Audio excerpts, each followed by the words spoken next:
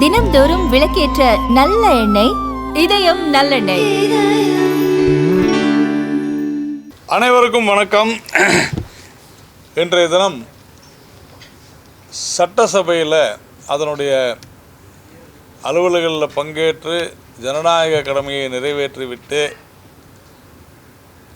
எங்களுடைய மாநில தலைவரும் சட்டமன்றத்தினுடைய குழு தலைவருமான திரு நயினார் நாகேந்திரன் அவர்கள் பத்திரிகையாளர்களை சட்டசபை வளாகத்திலே சந்தித்து சட்டசபை வளாகத்திலே சந்தித்துவிட்டு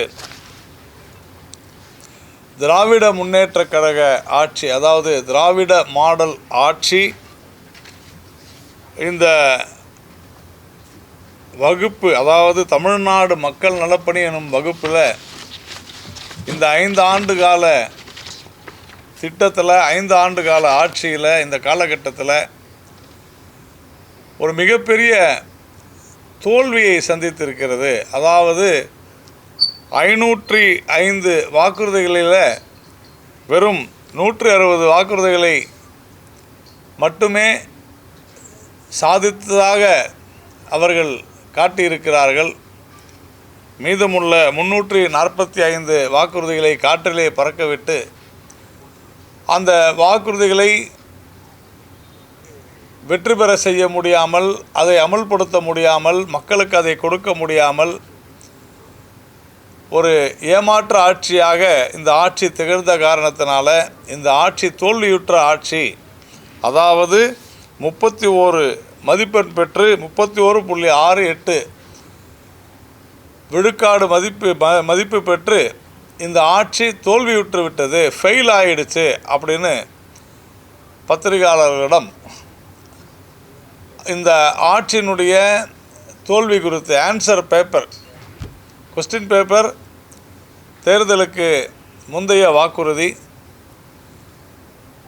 இந்த மார்க் ஷீட்டினுடைய மதிப்பீட்டை ஒவ்வொரு துறையிலும், அதாவது பாடத்திலும் ஒவ்வொரு துறையிலும் எவ்வாறு தோற்றிருக்கிறார்கள் என்பதையெல்லாம் விளக்குகிற அளவில் ஒரு பெரிய பட்டியலை தயார் செய்து அங்கே இருந்த பத்திரிகையாளரிடம் கொடுத்திருக்கிறார்கள். இதுதான் அவர் கொடுத்த அந்த மார்க் ஷீட் என்று சொல்லப்படுகிற ஆல் ஃபெயில் அப்படின்னு தெளிவாக சொல்லியிருக்கிறாங்க. இதில் மிக முக்கியமாக ஆட்சி மற்றும் நிர்வாகத்துறையில் 37 வாக்குறுதிகள் நிறைவேற்றப்படவில்லை. 54ல் 37 நிறைவேற்றப்படவில்லை, 17 நிறைவேற்றப்பட்டதாக சொல்லப்படுகிறது.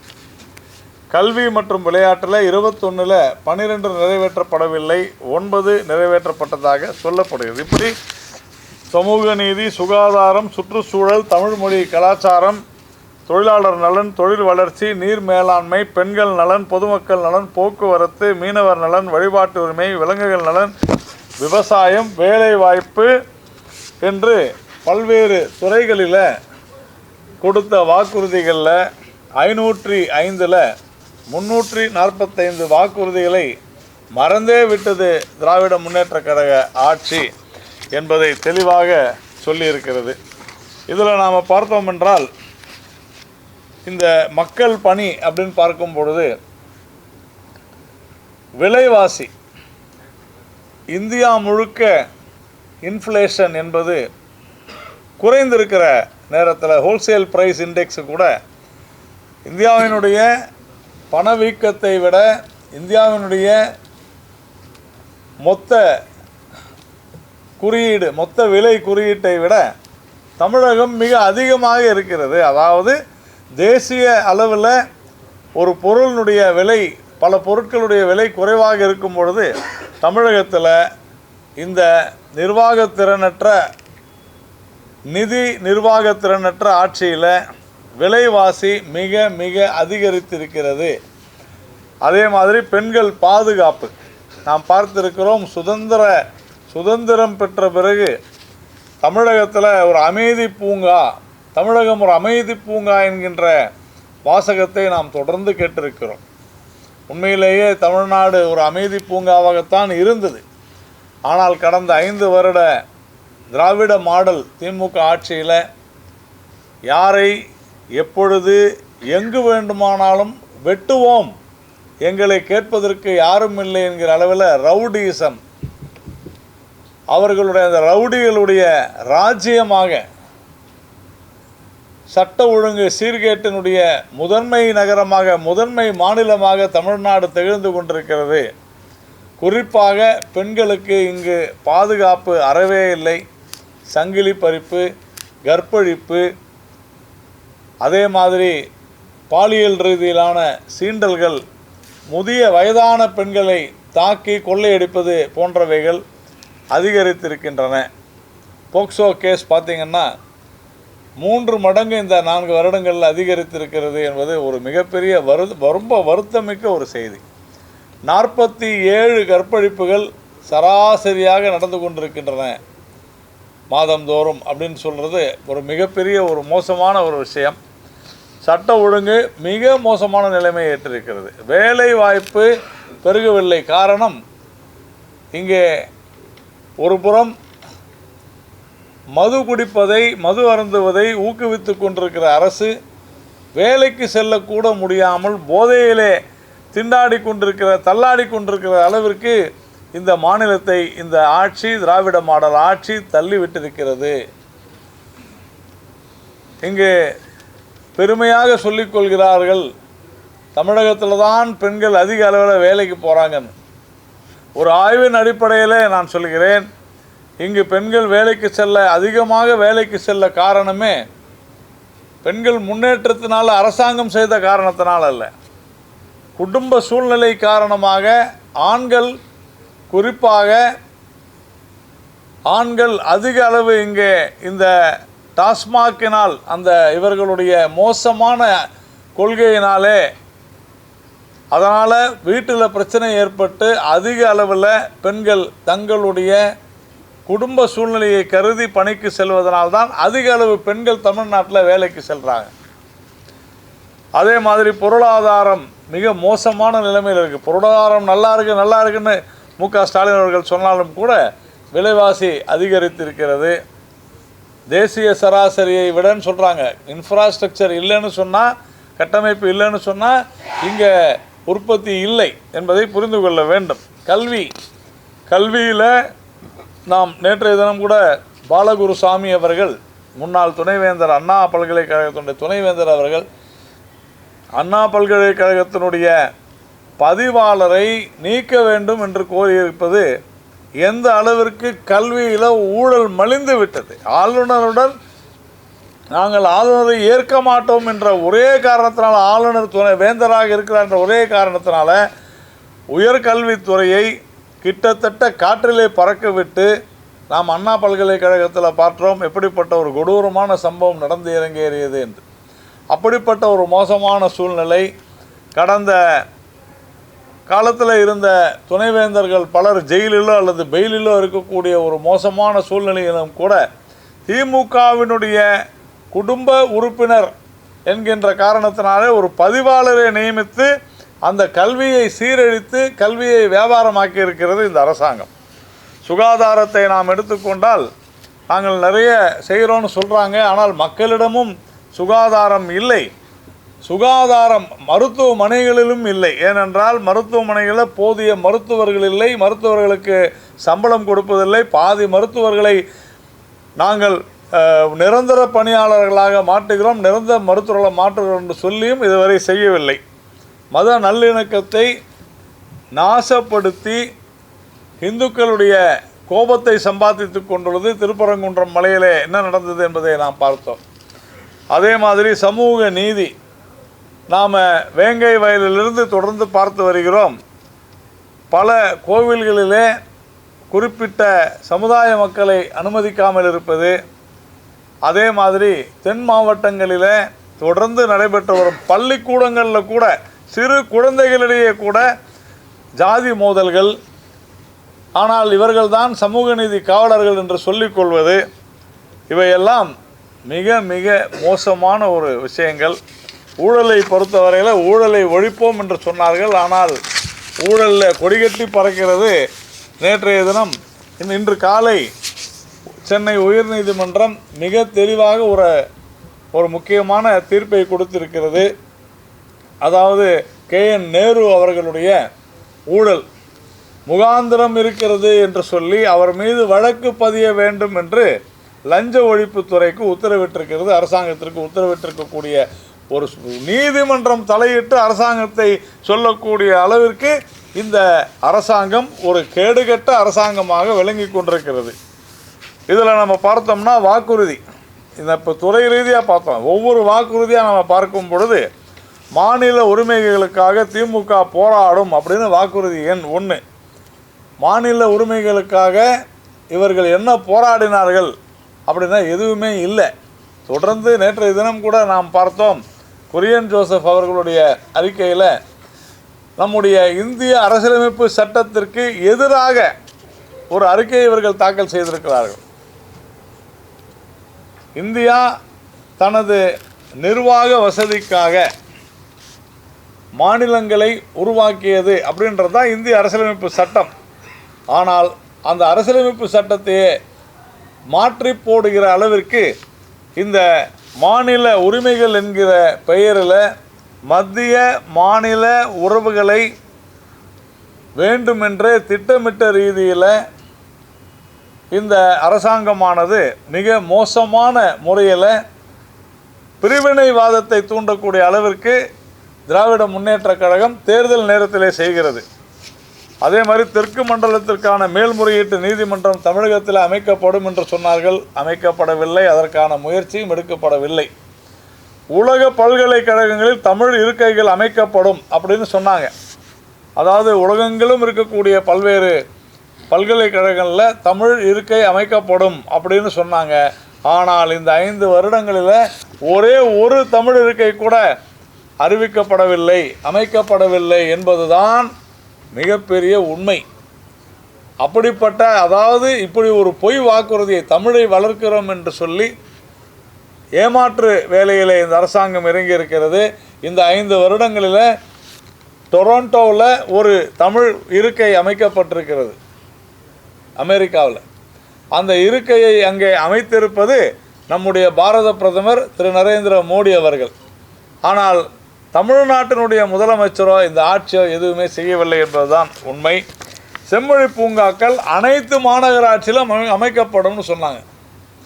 கோயம்புத்தூரில் மட்டும்தான் செம்மொழி பூங்கான்னு ஒன்று அறிவிச்சிருக்கிறாங்க. ஆனால் எத்தனை மாநகராட்சிகள் இருக்கிறது? எந்த மாநகராட்சியிலும் செம்மொழி பூங்காக்கள் என்பது அமைக்கப்படவில்லை. அதே மாதிரி வெளிநாடு வாழ் தமிழர் நலத்தறை உருவாக்கப்படும்னு சொன்னாலும் கூட தினந்தோறும் பார்க்கிறோம், மத்திய அரசாங்கத்தினுடைய தலையீட்டினால் பாரதிய ஜனதா கட்சியை சேர்ந்த முக்கிய தலைவர்களின் முயற்சியினால் தொடர்ந்து தமிழர்கள் எங்கெல்லாம் பாதிக்கப்படுகிறார்களோ அங்கெல்லாம் நம்முடைய தூதரகம் சென்று மத்திய அரசு மற்றும் பாரதிய ஜனதா கட்சியின் முயற்சியினால்தான் மீட்கப்படுகிறார்கள் அப்படின்னு நாம் தொடர்ந்து பார்த்து வருகிறோம். லோக் ஆயுக்தா சீரமைக்கப்படும் என்று சொல்லியிருக்கிறார்கள் வாக்குறுதியாக. ஆனால் லோக் ஆயுக்தா சீர்கெடுக்கப்பட்டது, சீரழிக்கப்பட்டது. லோக் ஆயுக்தாவில் அதனுடைய வெப்சைட்டில் போய் பாருங்கள், உங்களுக்கே உண்மை நிலை புரியும், தெரியும்.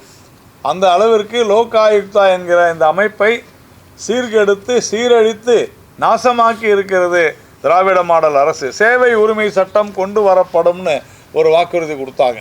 இந்த சேவை உரிமை சட்டம்னா என்ன அப்படின்னு இது எல்லாம் வாக்குறுதியாக கொடுத்துட்டாங்க. என்னன்னு கேட்டிங்கன்னா, பிறப்பு சான்றிதழ், வாரிசு சான்றிதழ், உரிமை சான்றிதழ், இறப்பு சான்றிதழ் எல்லாம் ஆன்லைனில் குறிப்பிட்ட காலத்திற்குள்ளே வழங்குவோம் என்பதுதான் சேவை உரிமை சட்டம்.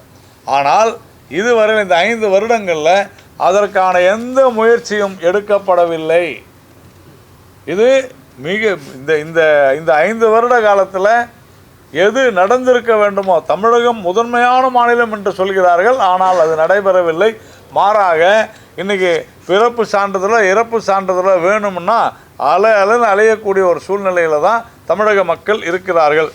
லஞ்ச ஒழிப்புத்துறை சுதந்திரமாக செயல்படும் அப்படின்னு ஒரு வாக்குறுதி கொடுத்தாங்க. இதில் அந்த துறையை மட்டும் அடிச்சிடலாம். லஞ்சம் ஒழிப்பு சுதந்திரமாக செயல்படுது, லஞ்சம் ஊழல் சுதந்திரமாக செயல்படுது. லஞ்சமும் ஊழலும் தலைவிரித்தாடி கொண்டிருக்கிறது தமிழகத்தில் நாம் பார்க்கிறோம்.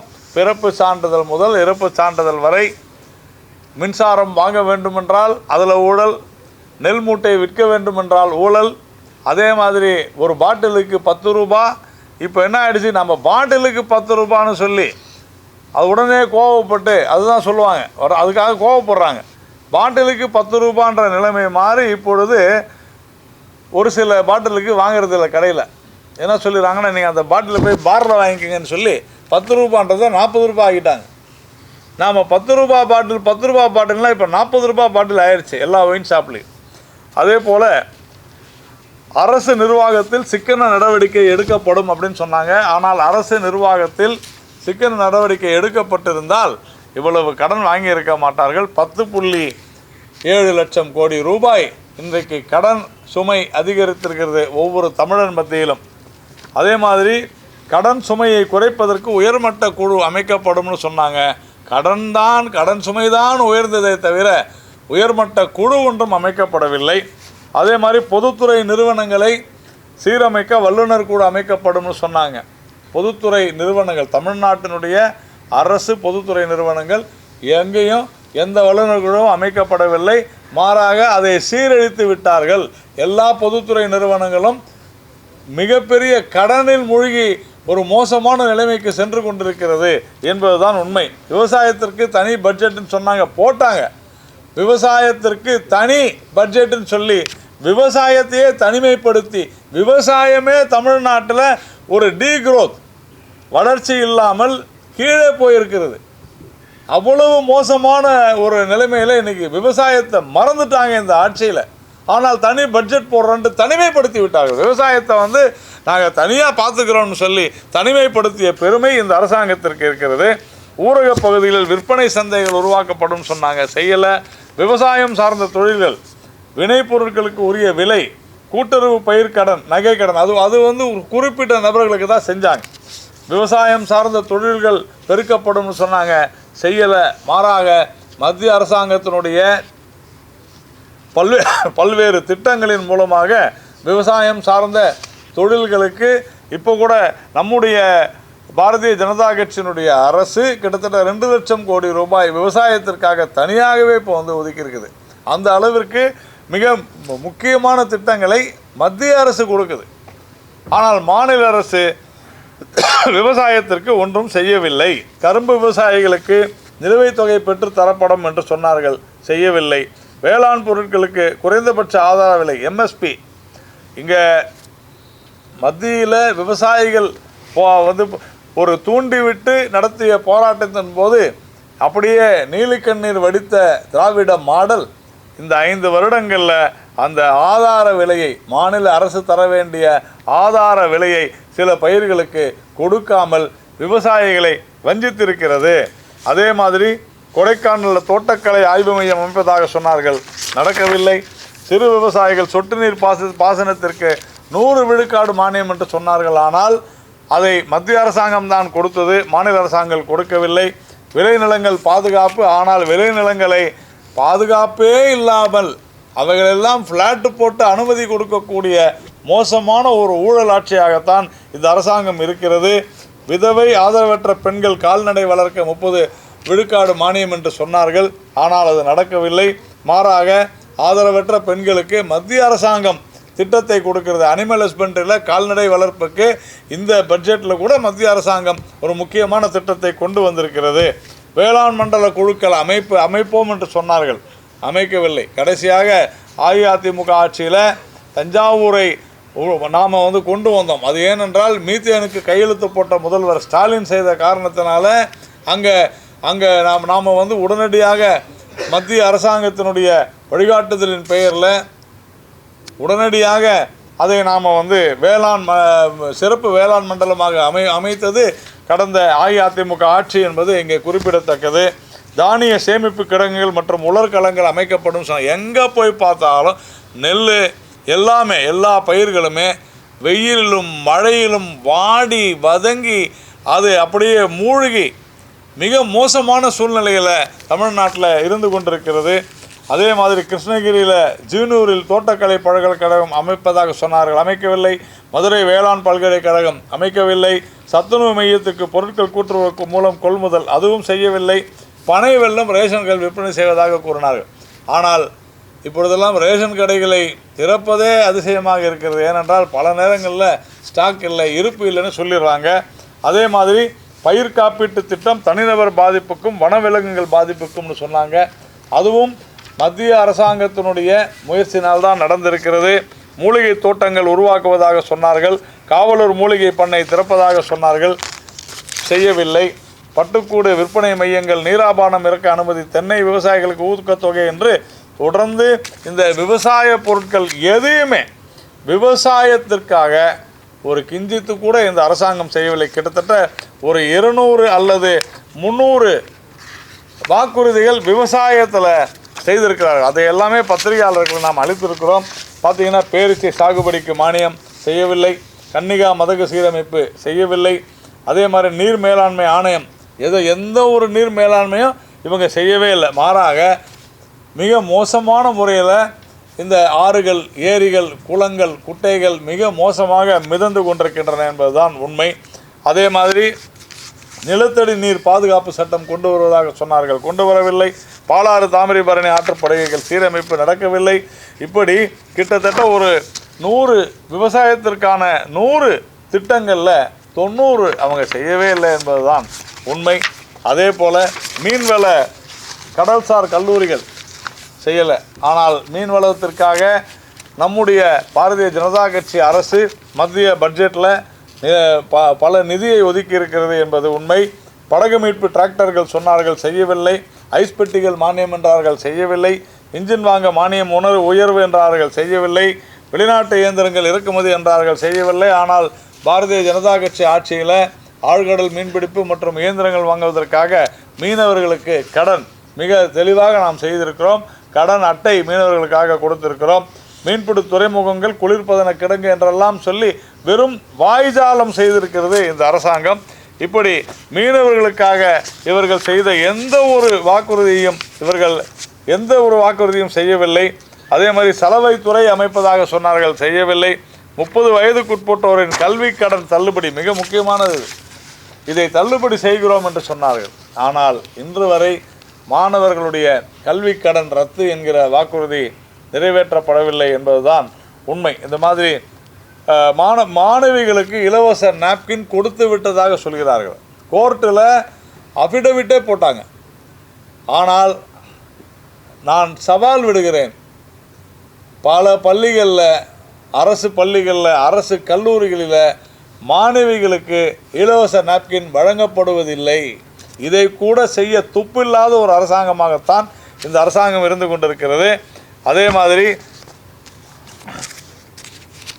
ஆசிரியர் தகுதி தேர்வில் தேர்ச்சி அடைந்தவர்களுக்கு வேலை என்று சொல்கிறார்கள். எவ்வளோ பெரிய ஊழல் நடந்திருக்குதுன்னா, இந்த குறிப்பிட்ட விஷயத்தில் கணினி ஆசிரியர்களை அவர்கள் தேர்ந்தெடுக்கப்பட்டு ஆனால் அவர்களுக்கு வேலை கொடுக்காமல் மத்திய அரசாங்கத்திடமிருந்து கணினி ஆசிரியர்களுக்கு சம்பளம் என்று வாங்கி கொண்டு அந்த நிதியை கேரளாவின் கெல்ட்ரான் நிறுவனத்துடன் ஒப்பந்தம் செய்து கொண்டு நம்முடைய கணினி ஆசிரியர்களை ஏமாற்றி இருக்கிறது இந்த அரசாங்கம். அதே மாதிரி உடற்பயிற்சி கல்விக்கென வாரம் 3 பாட வேலைகள்னு சொன்னாங்க, செய்யலை. பகுதி நேர ஆசிரியர்கள் பணி நிரந்தரம்னு சொன்னாங்க, நாம் பார்த்தோம். பகுதி நேர ஆசிரியர்கள் எந்த அளவிற்கு துன்புறுத்தப்பட்டார்கள் கடந்த மாதத்தில்ன்றதை நம்ம பார்த்தோம். அந்த அளவிற்கு அவர்களை தெருவாக அலைய விட்டிருக்கின்றனர், அடித்து துன்புறுத்தப்பட்டிருக்கின்றனர். நூலகங்கள் மேம்பாடு என்று சொல்லியிருக்கிறார்கள். நூலகங்கள் எந்த மேம்பாட்டையும் அடையவில்லை. மிகுந்த நூலகங்கள் தான் நம்முடைய மாணவ மாணவிகளுக்கு ஒரு மிகப்பெரிய விருந்தாக, கல்வி விருந்தாக, அறிவு விருந்தாக அமைகிறது. ஆனால் அதையும் செய்யவில்லை. இந்த மாதிரி கல்வித்துறையில் பார்த்திங்கன்னா அவ்வளவு ஒரு மோசமான செய்கைகள். கோவில் சொத்துக்களை பாதுகாக்கும் பணியில் 25,000 பேருக்கு வேலையாம். 25,000 பேருக்கு எதுக்கு வேலை கொடுக்கணும்? கோவிலை விட்டு அரசு வெளியேறிவிட்டால் கோவில் சொத்துக்கள் பாதுகாக்கப்படும். ரொம்ப சிம்பிள். இதை செய்யாத இவங்க 25,000 பேருக்கு வேலை கொடுக்குறேன்னு சொல்லி அதுலேயும் ஊழல் செய்கிறதுக்காக, நல்ல வேலை அதை செய்யலாம், கொடுக்கல, வேலை கொடுத்துருந்தா கோவில் சொத்துக்கள் கொள்ளையடிக்கப்பட்டிருக்கும். அதே மாதிரி மக்கள் நல பணியாளர்களாக 25,000 பேர் மகளிர் நியமிக்கப்படுவாங்க. இங்கே துப்புரவு தொழிலாளர்களையே இவர்களால் ஒழுங்காக சம்பளம் கொடுப்பதற்கு துப்பில்லை. ஆனால் மக்கள் நல பணியாளர் 25,000 பேரை நாங்கள் நியமிப்போம்னு சொல்வது தவறான விஷயம்.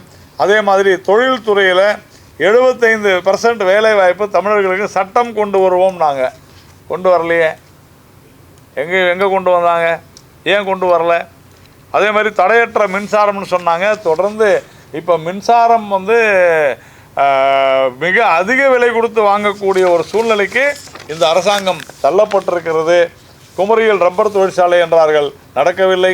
விசைத்தறி மின் கட்டண சலுகை என்றார்கள், நடக்கவில்லை. திண்டுக்கல், வேலூர், சென்னையில் தோல் பொருட்கள் பூங்கா என்றார்கள், செய்யவில்லை. கோழிப்பண்ணை அனுமதி எளிமையாக்கப்படும் என்றார்கள், நடக்கவில்லை. சிறு தொழில் பாதுகாப்புக்கு தனி சட்டம் என்றார்கள், நடக்கவில்லை. நாமக்கல் முட்டை சேமிப்பு கிடங்கு அப்படின்னு ஒரு வாக்குறுதி கொடுத்தாங்க. ஆனால் நாமக்கல்லில் பார்த்தோம்னா மிகப்பெரிய அளவில் முட்டையில் ஊழல், முட்டை கொள்முதலில் மிகப்பெரிய ஊழல் நடைபெற்றிருக்கிறது. அதே மாதிரி விண்ணப்பித்த 15 நாளில் ஸ்மார்ட் கார்டு கொடுக்குறேன்னாங்க, அதையும் செய்யவில்லை. 20 கிலோ அரிசி தொடரும்னாங்க. 20 கிலோ அரிசி யார் கொடுக்குறது? மத்திய அரசாங்கம் கொடுக்குது. இவங்க அதை வாக்குறுதியாக கொடுத்து ஏமாத்துறாங்க. அதே மாதிரி மாதம் ஒரு முறை மின் கணக்கெடுப்பு என்ற வாக்குறுதி கொடுத்தார்கள். கடந்த அரசாங்கத்தின் மீது அதை சொல்லி தொடர்ந்து குற்றச்சாட்டு சொல்லி கொடுத்தார்கள். ஆனால் 5 வருடங்களாகியும் மாதம் ஒரு முறை மின் கணக்கெடுப்பு என்பதை இவர்கள் சாத்தியமாக்கவே இல்லை. சர்க்கரை ஆலை மின் உற்பத்தின்னு சொன்னாங்க, செய்யலை.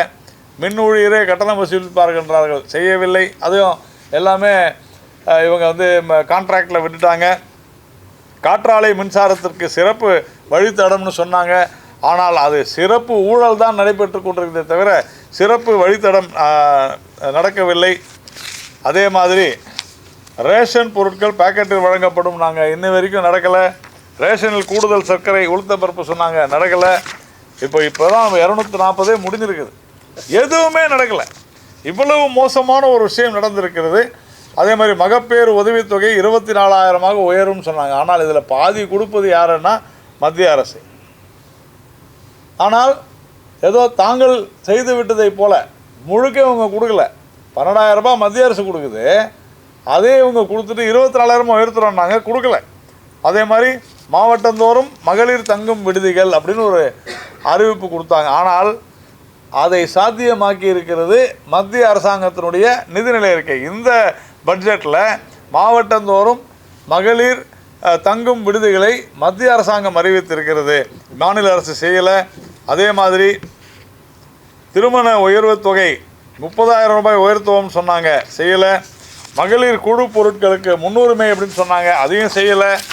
ஆனால் நம்முடைய பாரதிய ஜனதா கட்சியினுடைய அரசு புதுசாக இந்த முறை மகாத்மா காந்தி கிராம ஸ்வராஜ் திட்டத்தின் மூலமாக அதை சாதித்து காண்பித்திருக்கிறது, கிராம மகளிருக்கான.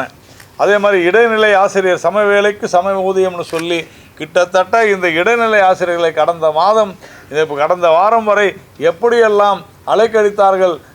குறிப்பாக பத்திரிகையாளர்கள் கூட தொடர்ந்து தினந்தோறும் அந்த போராட்டங்களுக்கு சென்று எப்படி ஒரு அரசாங்கம் ஆசிரியர்களை நடத்தக்கூடாதோ அப்படி நடத்தியதை நாம் பார்த்தோம். அதே மாதிரி பகுதி நேர பணிக்காலம் கணக்கில் சேர்ப்பண்ணாங்க, அதையும் இவர்கள் செய்யவில்லை. முதியோர் ஓய்வூதியம் 1,500 உயர்த்துவோம் என்றார்கள், செய்யவில்லை. அனைத்து அரசு மருத்துவமனை முதியோர் வார்டுகள் நாங்கள் ஒழுங்காக அரசு மருத்துவமனையே நடத்தலை. அதுக்கப்புறம் எங்கேருந்து இவங்க அரசு மருத்துவமனையில் முதியோர் வார்டுகள் அமைப்பார்கள் என்பது தான் மிகப்பெரிய கேள்வியாக இருக்கிறது. பெண் சிசு கொலை தடுப்புன்னு சொன்னாங்க, நடக்கலை. குழந்தை தொழிலாளர் ஒழிப்புன்னு சொன்னாங்க, நடக்கலை. கலைஞர் உணவகம்னு சொன்னாங்க, ஏற்கனவே அம்மா உணவகம் நல்லா போயிட்டு இருந்துச்சு, பல இடங்களில் அதை காலி பண்ணிவிட்டு கலைஞர் உணவகம் கொண்டு வரேன்னு சொல்லி கொண்டு வரலை. அதே மாதிரி பள்ளியில் ஜாதி சான்றிதழே கொடுப்போம் நாங்கள், அதையும் செய்யலை.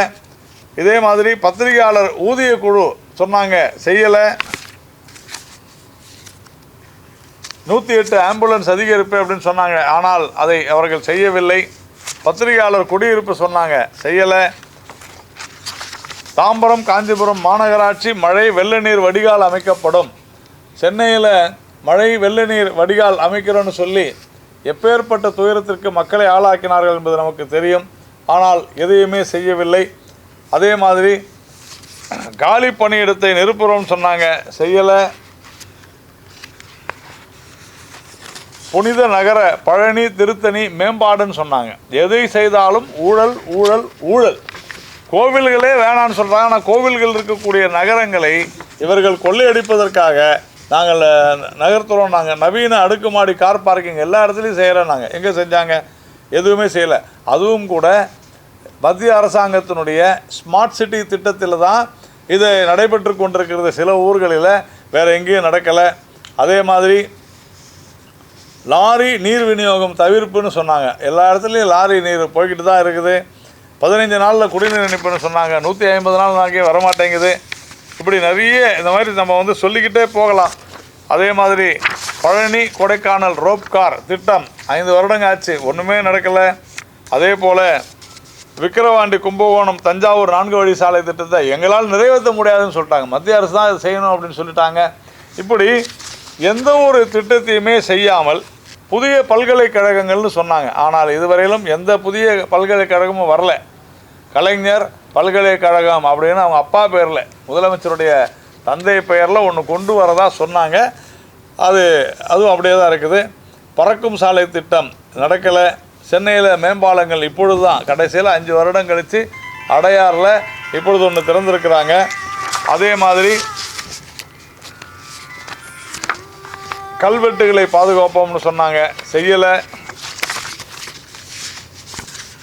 பெட்ரோல் ரூபாய் 5, டீசலுக்கு ரூபாய் 4 குறைக்கிறோம், நாங்கள் செய்யலை. இந்த அளவிற்கு நான் சொன்னதில் ஒரு 505 ஒரு 250 கூட நான் சொல்லலை. அந்த அளவிற்கு மிக மோசமாக இருக்கிறது. பெண்களுடைய பாதுகாப்பு அப்படின்னு வரும்பொழுது அண்ணா பல்கலைக்கழகத்தில் நடந்ததை நாம் பார்த்தோம். ஒரு திராவிட முன்னேற்ற கழகத்தை சேர்ந்த ஞானசேகரன் என்கிற ஒரு நபர் மிக மோசமாக பாலியல் வன்கொடுமையில் ஒரு பெண்ணை மிக மோசமான முறையில் ஈடுபட்டதை நாம் பார்த்தோம். யார் அந்த சார் அப்படின்ற அந்த கேள்விக்கு இதுவரையிலும் பதில் கிடைக்கவில்லை. கோயம்புத்தூரில் 3 பேர் 20 வயது ஒரு பெண்ணை கடத்தி கற்பழித்து மிக மோசமான ஒரு சம்பவத்தை அரங்கேற்றியதை நாம் பார்த்தோம். கிருஷ்ணகிரியில் 12 வயது பெண் பாதிக்கப்பட்டிருக்கிறார். விருகம்பாக்கத்தில் ஒரு மகளிர் காவலர் அவரை ஒரு கான்ஸ்டபிளை அவங்கள திமுக காரங்களே மிக மோசமான முறையில் பாலியல் சீண்டலில் ஈடுபட்டதை நம்ம பார்த்தோம். அரக்கோணத்தில் அதே மாதிரி திமுகவினுடைய ஒரு இளைஞரணியை சார்ந்தவர் அவர்கள் அந்த திமுகவினுடைய இளைஞரணியை சேர்ந்த தன்னுடைய சொந்த மனைவியவே சொல்லவே வாய் கூசுகிறது. அந்த அளவிற்கு மோசமாக நடந்து கொண்டார்கள். விழுப்புரத்தில் கற்பழிப்பு மற்றும் ஆள்கடத்தல், அதே மாதிரி மிரட்டியது, இது போன்ற சம்பவங்கள். சமீபத்தில் நந்தனம் ஆர்ட்ஸ் காலேஜில் நாம் பார்த்தோம். கேன்டீனில் அங்கே ஒரு பெண்ணை மிக மோசமான முறையில் நடத்தியதை பார்த்தோம். அதே மாதிரி ஊழல்னு பார்த்தோம் என்றால் 39,775 கோடி டாஸ்மாக் ஊழல். அதே மாதிரி 10 ரூபாய் ஒரு பாட்டிலுக்கு 30 ரூபாய் பாட்டிலுக்குன்றது இப்போ 40 ரூபாய் ஆயிடுச்சு. டிரான்ஸ்ஃபார்மர் ப்ரொக்யூர்மெண்ட் ஃப்ராட் மிகப்பெரிய ஒரு ஃப்ராடாக தான் அது இருக்குது. இது இன்றைக்கி தொடர்ந்து அதை இந்த அரசாங்கம் ஏமாற்றி கொண்டிருக்கிறது, நேரம் எடுத்து கொண்டிருக்கிறது. டிரான்ஸ்ஃபார்மர் ஃப்ராடை உடனடியாக கண்டுபிடிக்கிறோம்.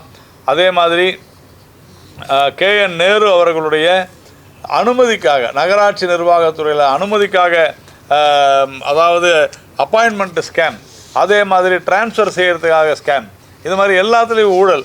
அதே மாதிரி மதுரையில் வரியில் மிகப்பெரிய மோசடி. அதே போல் ரகுபதி எடுத்துக்கிட்டிங்கன்னா சாண்ட் மைனிங், அதாவது மணல் மோசடி. இப்படி உதயநிதி ஸ்டாலினுடைய நாம் பார்த்தோம். அவருடைய நிதி அமைச்சராக இருந்த ஒருவர் தன்னுடைய துணை முதலமைச்சர் மீது சொன்ன குற்றச்சாட்டு, அந்த முதல் குடும்பத்தின் மீது சொன்ன குற்றச்சாட்டு இதுவரைக்கும் பதில் இல்லை. அதே மாதிரி சென்னை மாநகராட்சியில் நடைபெறும் மிகப்பெரிய ஊழல், குப்பையில் ஊழல். அதே மாதிரி பள்ளிக்கரணை ராம்சார் நிலத்தில் மிகப்பெரிய ஒரு மோசடி. கிட்டத்தட்ட 2000 கோடி வீடு கட்டும் ஒரு திட்டத்துக்கு அனுமதி கொடுத்தது. அதே மாதிரி டாய்லெட்டு, அதாவது கழிப்பறை கட்டுவதில் ஊழல். அதே மாதிரி ஸ்டாம் வாட்டர் ட்ரெயின் மழைநீர் வடிகால் இதில் திட்டத்தில் மிகப்பெரிய ஊழல், எல்லாவற்றையும் விட ட்ரக்கு, அதாவது கஞ்சா, இந்த கஞ்சா அல்லது போதைப் பொருளுடைய உறைவிடமாக இருப்பிடமாக தமிழகம் விளங்கி கொண்டிருக்கிறது அப்படின்னு சொன்னால் அது வந்து மிகையாகாது. கிட்டத்தட்ட நாம் பார்த்தோம்னா 62,000 டேப்லெட்ஸில் பார்த்தீங்கன்னா 62,750 இருந்தது. இன்றைக்கி 1,41,760 கிலோவாக இன்றைக்கி வந்து உயர்ந்திருக்கிறது 2024. அதே போல் மிகப்பெரிய அளவில் நார்கோட்டிக் ட்ரக்ஸ் இந்த கேஸ் இது வந்து 10,665 இன்றைக்கி 17,903 உயர்ந்திருக்கிறது. அதே போல் எந்த ஒரு இந்த போதைப் பொருள் பிடிபட்டாலும் அதில் திராவிட முன்னேற்ற கழகத்தை சேர்ந்த அந்த உள்ளூர் அரசியல்வாதிகள் ஈடுபட்டு வருவதை தெரிந்தும் இந்த அரசாங்கம் எந்த நடவடிக்கையும் எடுக்கவில்லை. அதே போல் மெத்தபெட்டமைன் வந்து கிட்டத்தட்ட 180 கோடிக்கு ஒரு ஒரு குறிப்பிட்ட ஒரு பயணியிடமிருந்து கொடுங்கையூரிலிருந்து மதுரைக்கு சென்று கொண்டிருந்த ஒரு பயணியிடமிருந்து பிடிக்கப்பட்டிருக்கிறது. 16 கிலோ மெத்தாபெட்டமைன் கிட்டத்தட்ட 160 கோடி ரூபாய் ஒரு ரெட் ஹில்ஸ்லேருந்து ஒரு வீட்டிலிருந்து கைப்பற்றப்பட்டிருக்கிறது. ராமநாதபுரத்தில் 564 கிலோ கஞ்சா பிடிபட்டிருக்கிறது. அதே மாதிரி திமுகவினுடைய அயல் நாட்டு அணியை சேர்ந்த ஜாஃபர் சாதிக் என்கிற ஒரு நபரும் இன்னொரு தமிழ் திரைப்பட தயாரிப்பாளரும் கைது செய்யப்பட்டு கிட்டத்தட்ட 3,500 கிலோ சூடோஃபெட்ரின் அப்படின்ற ஒரு மிகப்பெரிய ஒரு மோசமான போதை மருந்தை கிட்டத்தட்ட 2,000 கோடிக்கு அவர்கள் வந்து கொள்ளையடித்திருக்கிறார்கள், அவர்கள் கடத்தி இருக்கிறார்கள். சையத் இப்ராஹிம் என்கிற ஒரு நபர் மெத்தாபெட்டமைன் 70 கோடி அளவிற்கு ஸ்ரீலங்காவிற்கு கடத்தவிருந்ததை அவரும் திராவிட முன்னேற்ற கழகத்தை சேர்ந்த ஒரு நபர் தான், அதையும் பிடித்திருக்கிறார்கள். ஏப்ரல் 24 சுபாஷ் சந்திர போஸ் அப்படின்ற ஒரு நபர் 600 கிலோ குட்கா எடுத்து சென்றதில் கைது செய்யப்பட்டிருக்கிறார். அதே மாதிரி கிட்டத்தட்ட காட்டாங்குளத்தூரில் 11 பேர் அரெஸ்ட் பண்ணியிருக்கிறாங்க ஜூலை 2025 ஒரு தனியார் கல்லூரியில். அதே மாதிரி 5,280 கஞ்சா சாக்லேட், கஞ்சா ஆயில், சிந்தட்டிக் ட்ரக்ஸு. அதே மாதிரி நவம்பர் 25 2 பேர் படப்பையில் ஸ்கூல் பசங்களை பள்ளி குழந்தைகளை அவர்கள் வந்து டார்கெட் பண்ணி அங்கே வந்து கிட்டத்தட்ட 120 சாக்லேட்டை கைது செய்திருக்கிறாங்க. இது மாதிரி அதே மாதிரி நம்ம பரத சக்கரவர்த்தி சொன்னார், நீதியரசர் பரத சக்கரவர்த்தி அவர்கள் ஸ்கூல் சில்ட்ரன் அவ்வளவு மோசமான ஒரு சூழ்நிலையில் இருக்கிறாங்க. டொபேக்கோ ப்ராடக்ட் கூல் லிப் அப்படின்னு சொல்லி ஸ்கூல் சில்ட்ரனுக்கு பள்ளி குழந்தைகளை விற்கிறாங்க அப்படின்னு சொல்லி நீதிமன்றத்தில் ஓப்பனாக நீதியரசர் சொல்கிற அளவிற்கு மிக மோசமான ஒரு சூழ்நிலை இங்கே நிற்குது. நான் சட்டம் ஒழுங்கு குறித்து பேசினேன். யாரை வேண்டுமானாலும் எங்கு வேண்டுமானாலும் எப்போது வேண்டுமானாலும் வெட்டலாம், எங்களை கேட்பதற்கு யாருமே கிடையாது. இங்கே நடப்பது ரவுடி ராஜ்யம் என்கிற அளவிற்கு மிக மோசமான ஒரு சூழ்நிலை நிலவுகிறது. கொலைகள் எங்கு பார்த்தாலும் கொலைகள், எப்பொழுது பார்த்தாலும் கொலைகள். பீகாரில் நம்ம பார்த்தோம், அடையாறில் 3 பேர் சமீபத்தில் ஒரே குடும்பத்தை சார்ந்தவர்கள் கொல்லப்பட்டார்கள். ஆம்ஸ்ட்ராங்குடைய கொலையை நாம் பார்த்தோம். அதே மாதிரி நிறைய அது மாதிரி சொல்லிக்கிட்டே போகலாம். ஒவ்வொரு ஊர்லேயும் தினந்தோறும் கொள்ளை என்பது தொடர்ந்து நடந்து கொண்டிருக்கிறது. இதையெல்லாம் தான் திராவிட முன்னேற்ற கழகத்தின் மீது இந்த 5 வருட காலம் நாம் இந்த திராவிட மாடல் திமுகவின் மீது நாம் வைக்கக்கூடிய குற்றச்சாட்டுகள் மட்டுமல்ல, எதை சொன்னார்களோ சொன்னதை செய்வோம் என்று சொன்னார்கள். ஆனால் சொன்னதை செய்யவே இல்லை, செய்ததையும் சொல்லவே இல்லை என்பதுதான் உண்மை. அந்த அளவிற்கு இந்த திராவிட மாடல் ஆட்சி மிக மிக மோசமான ஒரு சூழ்நிலையில் இயங்கிக் கொண்டிருக்கிறது என்பதுதான் உண்மை. இது அடுத்தது இன்று டெல்லியில் ராகுல் காந்தியினுடைய இன்னும் ஒரு மோசமான செய்கை, ஒரு வெட்கக்கேடான ஒரு செய்கையை நாம் பார்த்துருக்கிறோம். இது வந்து இன்றைக்கு நடைபெற்று கொண்டிருக்கக்கூடிய இந்த செயற்கை நுண்ணறிவு தாக்க மாநாடு, ஆர்டிஃபிஷியல் இன்டெலிஜென்ஸ் இம்பேக்ட், இந்த கான்ஃபரன்ஸில் இன்று காங்கிரஸ் கட்சியினுடைய தொண்டர்களை, குண்டர்களை சர்வதேச அளவில் இன்றைக்கி டெல்லியில் கடந்த 2-3 நாட்களாக நாம் பார்த்தோம் என்றால், டெல்லியில் நகர்வதற்கு கூட இடமில்லை, ஹோட்டல்களில் தங்குவதற்கு ரூம்கள் இல்லை, அவ்வளவு சர்வதேச அளவில் மக்கள் குவிந்த வண்ணம் இருக்கின்றனர். இந்தியாவினுடைய அனைத்து பகுதிகளிலிருந்தும் டெல்லிக்கு சென்று இந்த மாநாட்டில் இந்தியாவினுடைய வளர்ச்சியை ஆர்டிஃபிஷியல் இன்டெலிஜென்ஸில் எப்படி நடந்து கொண்டிருக்கிறது என்பதை கண்டு களிப்பதற்காக மேலும் மேலும் நம்மை வளர்த்து கொள்வதற்காக நடைபெற்ற ஒரு மாநாட்டில் நாம் பார்த்தோம். இன்றைக்கி காங்கிரஸ் கட்சியினுடைய குண்டர்களை அனுப்பி அங்கே அரை நிர்வாண போராட்டத்தை அரங்கேற்றி சர்வதேச அளவில் நம் நாட்டை கேவலப்படுத்தும் முயற்சியில் ராகுல் காந்தி இறங்கி இருப்பது என்பது வன்மையாக கண்டிக்கத்தக்கது.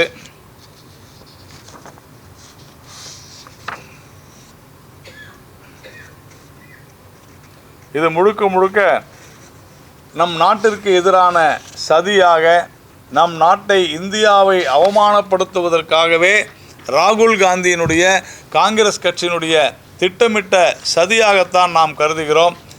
காங்கிரஸ் கட்சி இதைவிட ஒரு வெட்கக்கேடான தேசத்திற்கு செய்யக்கூடிய ஒரு துரோக செயலை இதற்கு மேலும் காங்கிரஸ் செய்ய முடியுமா என்கிற அளவிற்கு ஒரு சர்வதேச அளவில் நடைபெற்று கொண்டிருக்கக்கூடிய ஒரு நிகழ்வில் ஒரு மானக்கேடான செயலை, இந்தியாவிற்கு களங்கம் விளைவிக்கக்கூடிய ஒரு செயலை ராகுல் காந்தியினுடைய தூண்டுதலினாலே செய்யப்பட்டிருக்கிறது என்பதுதான்.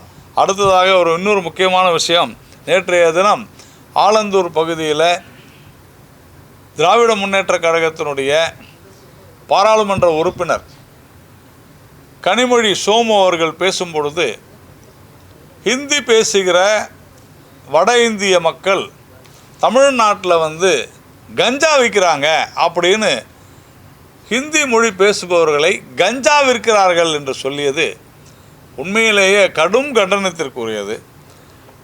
வேண்டுமென்றே திட்டமிட்ட ரீதியில் ஹிந்தி பேசுபவர்களை, வட இந்திய மக்களை தொடர்ந்து திராவிட முன்னேற்ற கழகமானது இப்படி இழிவுபடுத்தி தகுதி குறைவாக தரம் தாழ்ந்து பேசுவது என்பது இந்த நாட்டை வேண்டுமென்றே துண்டாட வேண்டும் என்கின்ற எண்ணத்தோடு தான் பேசுகிறார்கள் என்பதை அறிய முடிகிறது. ஏன்னா இந்த தாமோ அன்பரசன் மாதிரியான, சிவாஜி கிருஷ்ணமூர்த்தியான நபர்கள் எல்லாம் நாகரீகம் தெரியாதவர்கள். ஒரு பொது அறிவு என்றால் என்னவென்று தெரியாதவர்களாக நாம் கருதி கொண்டிருந்தோம்.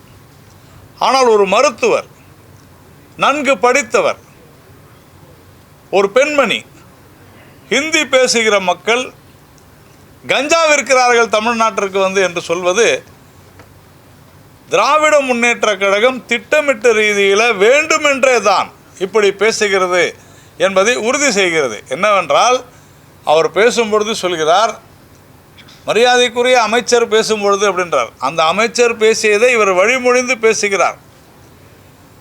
ஹிந்தி பேசுகிறவெல்லாம் கஞ்சா விற்கிறாங்க அப்படின்னு பேசுவது ஒரு இந்திய பாராளுமன்ற உறுப்பினருக்கு அழகல்ல. கனிமொழி சோமு அவர்கள் உடனடியாக இப்படி பேசியதற்காக மன்னிப்பு கேட்க வேண்டும். தொடர்ந்து நம்முடைய சகோதரர்களை, வட இந்திய சகோதரர்களை இழிவுபடுத்தி பேசுவதே வழக்கமாகி கொண்டிருக்கிறது, தொழிலாக கொண்டிருக்கிறது திராவிட முன்னேற்ற கழக ஆட்சி, கட்சி. இவர்கள் மீதெல்லாம் நடவடிக்கை எடுக்க மாட்டாங்க. இப்போ நான் சொன்ன பல விஷயங்களை சொன்னேன். இன்னும் ஒரு 1.5 மாதம் அல்லது 2 மாதம் தான் நாம் இதை பொறுத்து கொண்டு ஆக வேண்டும். அடுத்த ஏப்ரல் 15க்கு மேலாக அல்லது மே மாதத்திலிருந்து தேசிய ஜனநாயக கூட்டணி ஆட்சி, திரு எடப்பாடி பழனிசாமி அவர்கள் தலைமையிலான ஆட்சி இங்கே நடைபெறும். உறுதியாக இப்போது எதெல்லாம் இவர்கள் செய்யவில்லையோ அத்தனையும் நாம் செய்வோம் என்று சொல்லி இந்த பத்திரிகையாளர் சந்திப்பை நான் முடித்துக்கொள்ள. எதனால் கேள்வி கேட்க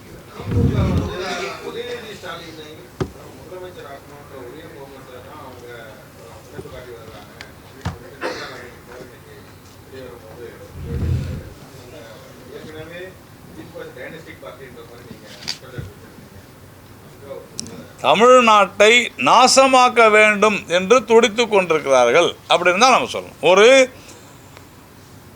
முதிர்ச்சி இல்லாத ஒரு நபர், இன்னும் சொல்லப்போனால் நேற்றைய தினம் மரியாதைக்குரிய அண்ணா திராவிட முன்னேற்ற கழகத்தினுடைய பொதுச் செயலாளர் சொன்னதை கூட நான் இங்கே மறுபடியும் குறிப்பிட விரும்புகிறேன். உதயநிதி ஸ்டாலின் அவர்களை பற்றி ஒரு கட்சி ஒரு பொறுப்பற்ற ஒரு மனிதரை, பெரும்பான்மை சமுதாயத்தை அழிப்போம், இந்து மதத்தை அழிப்போம் அப்படின்னு சொன்ன ஒரு நபரை, அந்த பெரும்பான்மை சமுதாயம் கொண்டுள்ள நம்பிக்கைகளை வேறறுப்போம் என்று சொன்ன ஒரு நபரை முதலமைச்சராக கொண்டு வருவோம் என்று சொன்னாலே வெற்றி எங்களுக்குத்தான். மக்கள் வாக்களிக்கப் போவதில்லை. அதை சொல்லி பார்க்க சொல்லுங்கள், மக்கள் வாக்களிக்கப் போவதில்லை.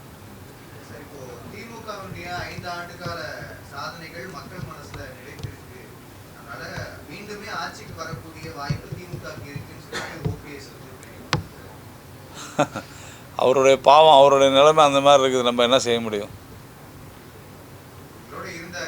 அதுதான் அவருடைய, அதனால தான் அவரை நான் பாவம்னு சொல்லிட்டேன். அதுதாங்க அவர் உண்மையிலே அப்படி சொல்லியிருந்தால் அது உண்மையிலே வருந்தத்தக்கது. அவருடைய நிலைமையை நினைத்து நான் வருத்தப்படலாம், அவ்வளோதான்.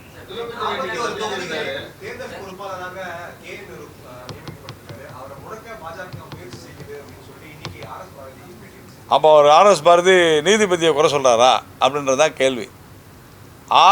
கே.என். நேரு மேலே வழக்கு பதிவு செய்ய சொன்னது யார்? பிஜேபியா? நீதிபதி தானே. அப்புறமா தைரியம் இருந்தால், ஆர்எஸ் பாரதிக்கு தைரியம் இருந்தால், நீதிமன்றம் இப்படி செய்கிறதுன்னு சொல்லுங்கள். தைரியம் இருக்கான்னு பார்ப்போம். ஆர்எஸ் பாரதிக்கு ரொம்ப வாய்க்கிலேயே பேசுகிறார்ல, சொல்லுங்கள் பார்ப்போம். செய்கிற ஊழலை செஞ்சுட்டு நீதிமன்றம் சொன்னால் அப்புறமா பிஜேபி எதுக்கத்தாலும் பிஜேபி தான் வருமா? பிஜேபி என்ன செய்யுது இதில்? நாங்களே இப்போ நீதிமன்றம் அமலாக்கத்துறை விசாரிக்க வேணும்னு சொல்லியிருக்கணும் நியாயமாக. நீங்கள் விஜிலன்ஸ் அண்ட் ஆன்டி கரப்ஷன் விசாரிக்கணும்னா எத்தனை case vigilance and anti corruption, எத்தனை அமைச்சர்களுக்கு இவங்க ஒன்றும் செய்யலைன்னு எழுதி கொடுத்துருக்குறாங்க. அதெல்லாம் மறுபடியும் ஆனந்த வெங்கடேஷ் அவர் நீதியரசர் ஆனந்த வெங்கடேஷருடைய கோர்ட்டுக்கு போய் திருப்பி வருது.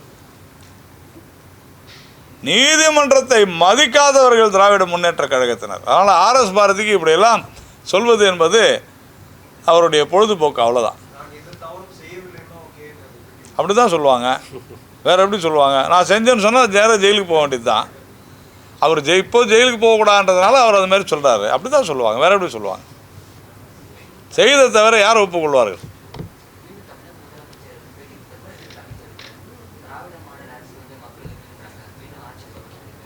அவங்க அப்படி தானேங்க சொல்லி ஆகணும்.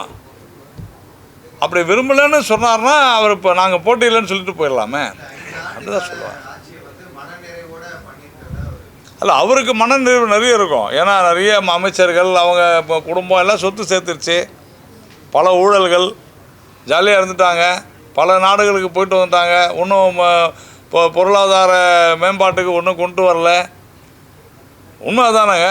ஆட்சி அதிகாரத்தில் இருந்தாச்சு, ஜாலியாக என்ஜாய் பண்ணிட்டாங்க. அதனால் அவருக்கு மனநிறைவு கொடுத்ததுன்றது உண்மைதான். இல்லை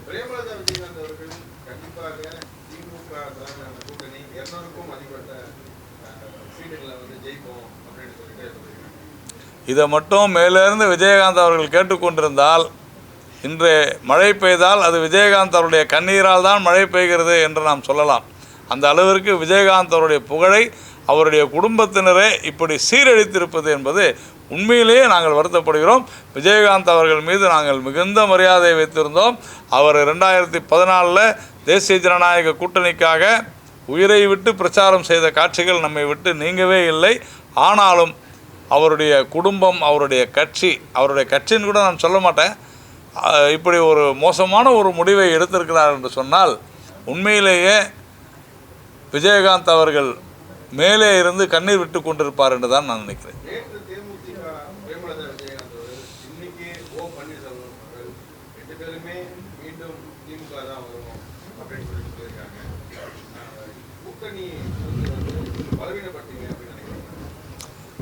பலவீனப்பட்டதால் தான் திராவிட முன்னேற்ற கழகம் அவசரமாக தேமுதிகவை வளைத்து போட்டிருக்கிறது அப்படின்னு சொல்கிறாங்க. நான் சொல்ல, அப்படின்னு மீடியாவும் சொல்லுது, நிறைய பேர் அரசியல் பார்வையாளர்கள் சொல்கிறார்கள்.